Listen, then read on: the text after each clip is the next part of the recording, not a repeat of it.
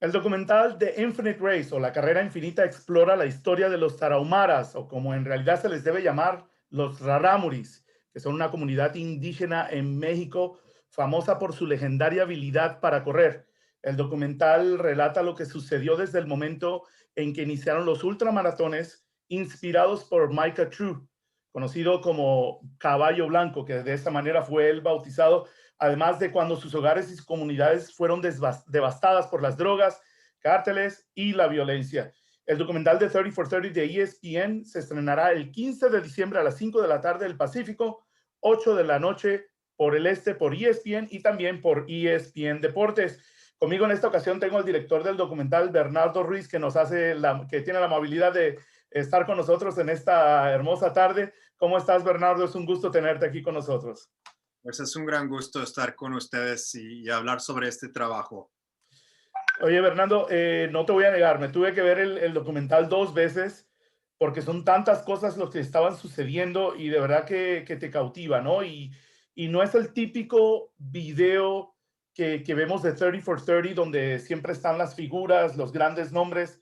Entonces parece que para este proyecto, a pesar de no tenerlos, igual te va a cautivar, ¿no? ¿Qué fue lo que te atrajo a ti para ser parte de este proyecto?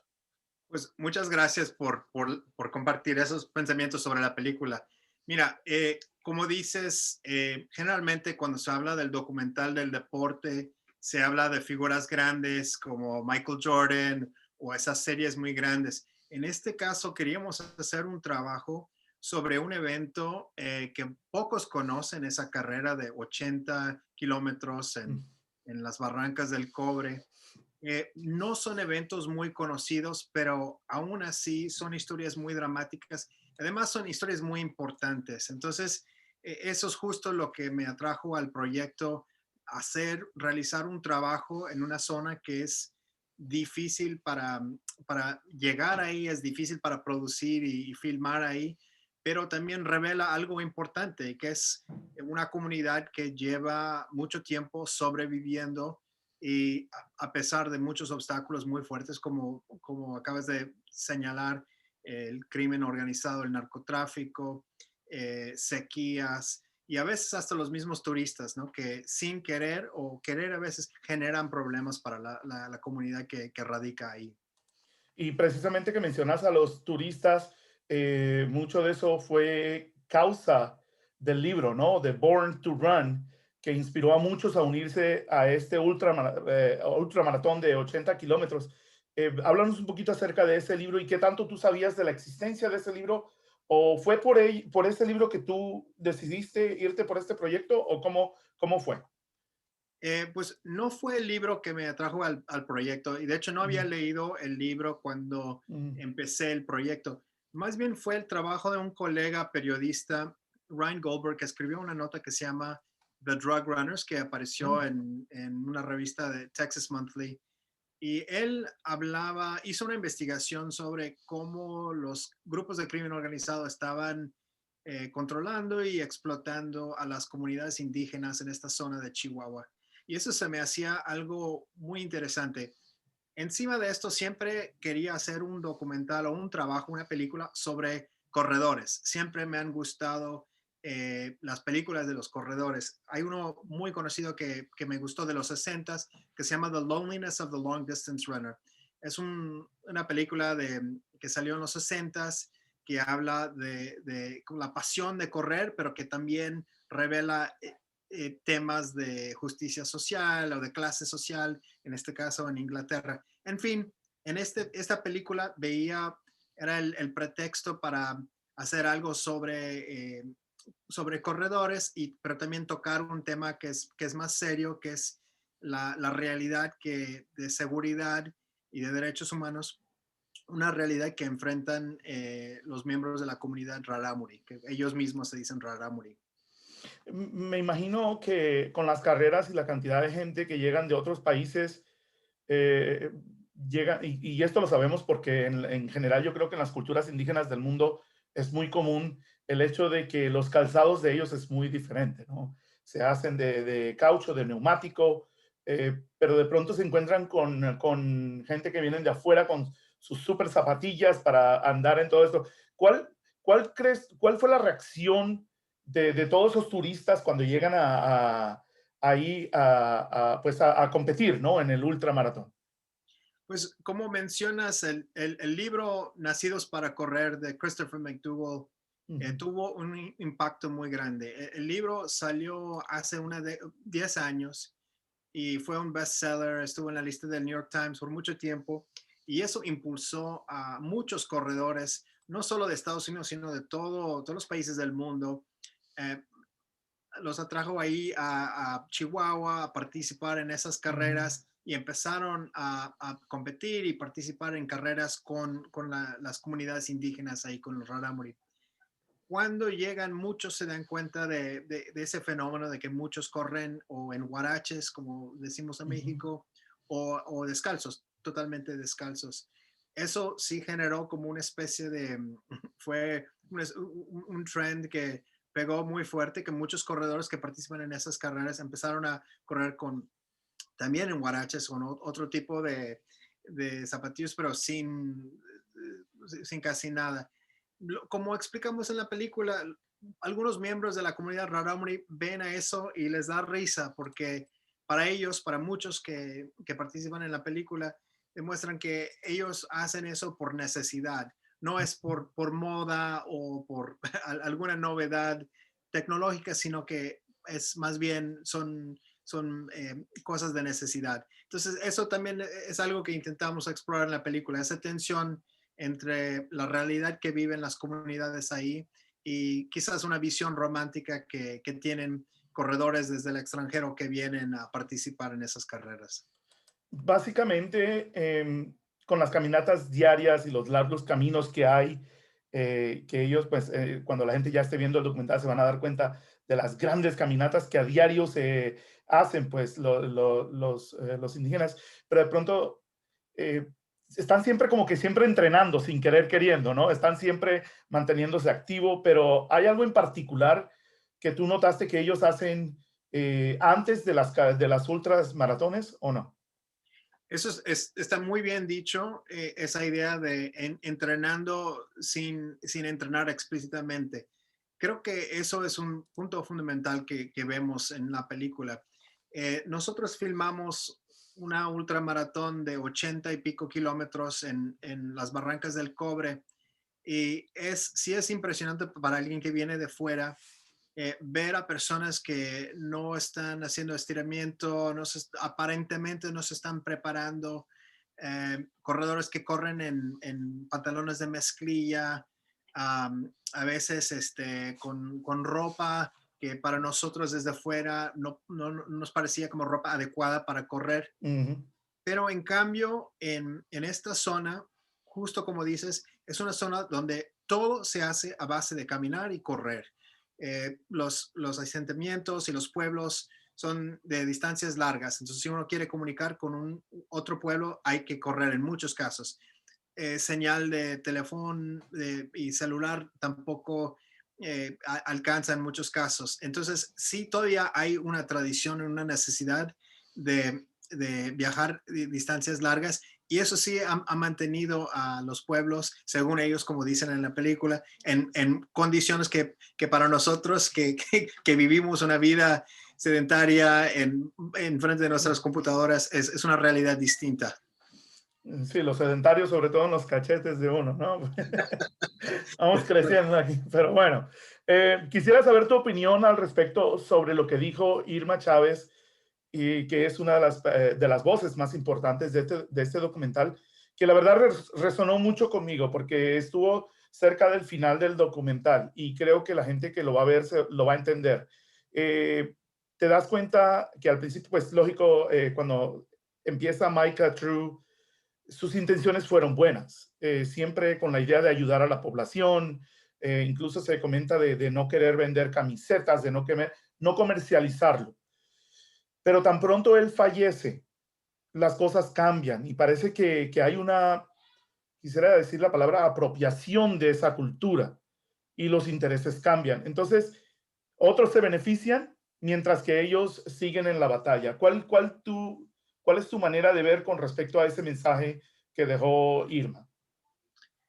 Mira, eso está súper bien dicho.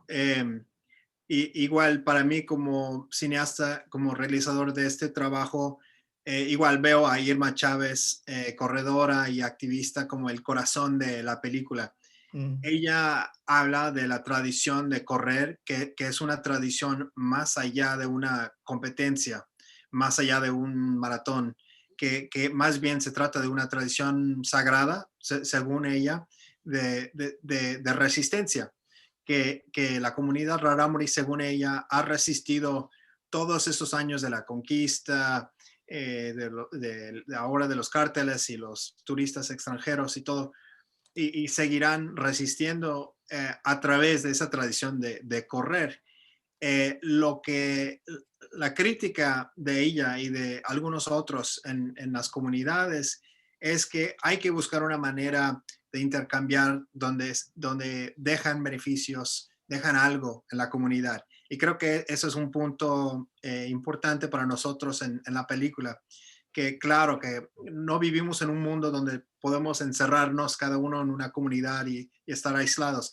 Hasta la comunidad rarámuri, que está en la Barranca del Cobre, ahora está expuestos a extranjeros y todo, pero que hay que generar una relación más equitativa, más equilibrio, donde hay recursos para esas comunidades. Sabemos que en los últimos años ha habido muchas sequías en esta zona, ha habido muchos problemas de derechos humanos con el crimen organizado ahí. Entonces, cuando vienen estos corredores que quieren competir y con buenas intenciones, qué pueden hacer para dejar más recursos ahí y para apoyar a sus colegas, pero siempre escuchando a las necesidades de la comunidad, escuchando a los miembros de la comunidad y no imponiendo sus ideas de lo que deben hacer.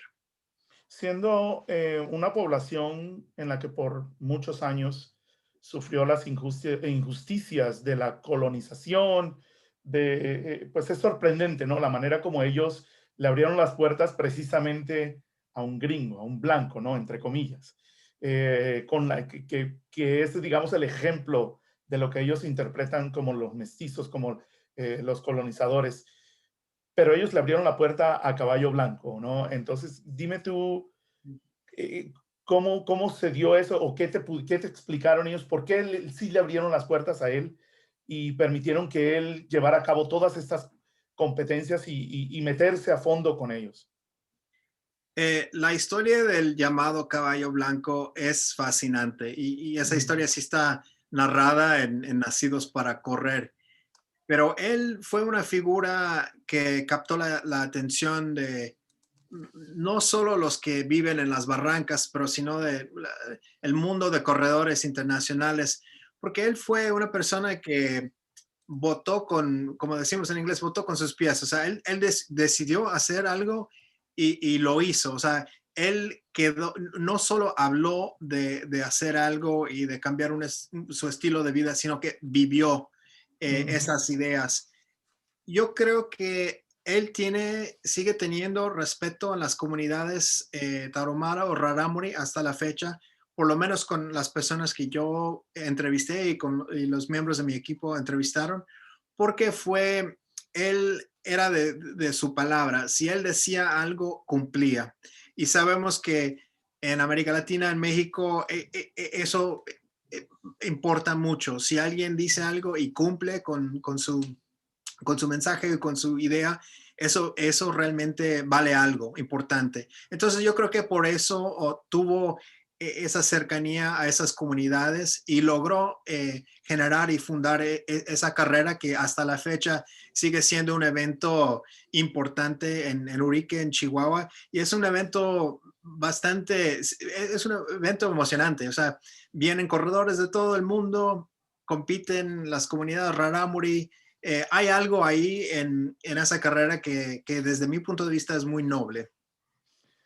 Entre todas las investigaciones que estuve haciendo y pues más o menos tratando de aprender más acerca de esta historia, me topé con algo que decían que él era un fugitivo, pero no realmente no especifican de qué manera era un fugitivo o de qué estaba huyendo, o simplemente quizá era, qué sé yo, una manera de llamarlo de esa manera. Pero cómo, ¿En en qué contexto cabe eso de que él era un fugitivo?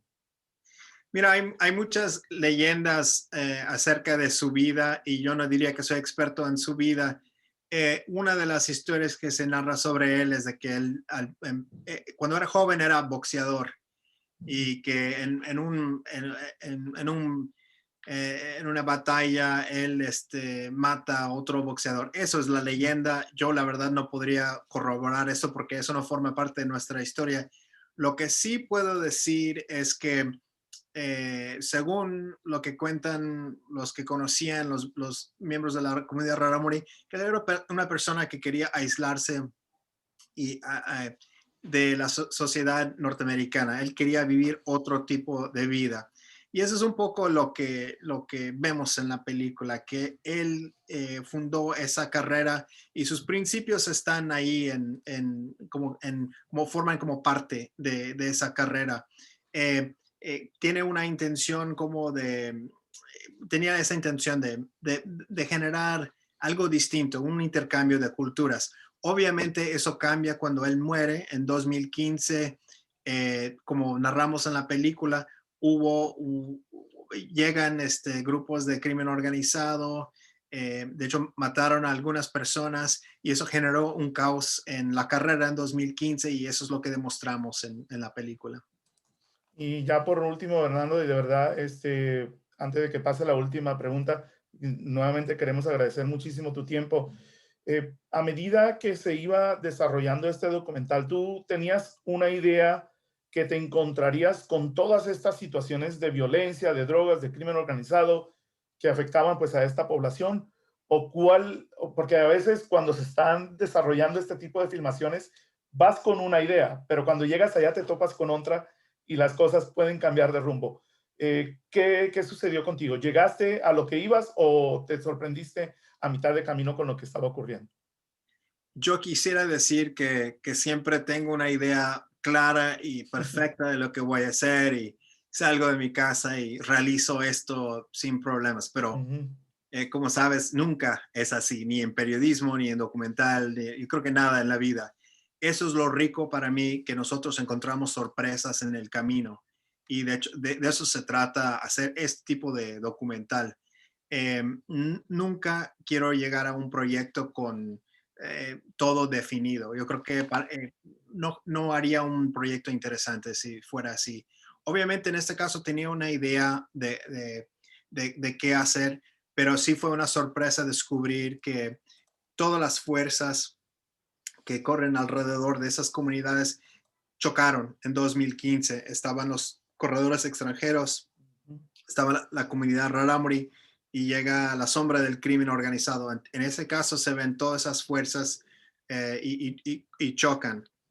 Para mí lo interesante es cómo cada comunidad veía esta situación de forma diferente, conforme con sus experiencias de vida y su estatus social. Entonces, por ahí creo que hay algo muy interesante que todos, como todos, creo que eso es muy de este año, ¿no? De que nosotros podemos vivir una situación pero lo vemos diferente dependiendo de dónde venimos y nuestras ideas políticas. Y para mí eso es algo rico de esa historia, de que podemos compartir experiencias, pero no necesariamente compartimos perspectivas.